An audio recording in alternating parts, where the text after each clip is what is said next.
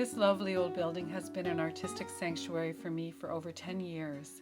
Yet so many of our beloved and familiar creative talent have been helping this old plaster resonate with song and the sweet smell of drying paint. The simple beauty of young voices and cheerful melody, a violin or a piano student tentatively striking a key or plucking a string while anxious parent waits outside patiently. This has been my backdrop, my muse. Listening to musicians striking up a tune from my past, I sing along badly, but moved by the nostalgia that rises in me. Forging creative friendships and kinship within these walls, yes, plaster crumbling, paint peeling, and ghost stories abound. What could be finer? I feel I've grown as an artist in this building, a sweet sanctuary, inspiring me to make more art. The dedicated space to house my stuff and lay out my ideas truly helps the process and the history. And the history, it resonates through these walls. More recently, the Courthouse housed a theater for musical events. Films have been created, ghosts stalked, stories written, and bagpipes piping.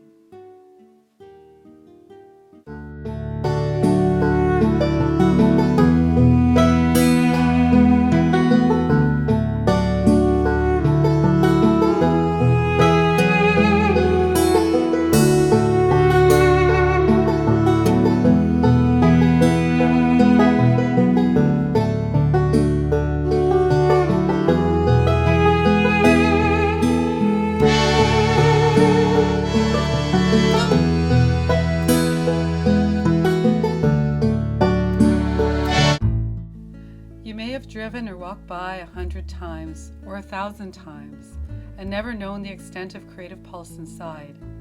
Musicians who have entertained you, taught your children or yourself.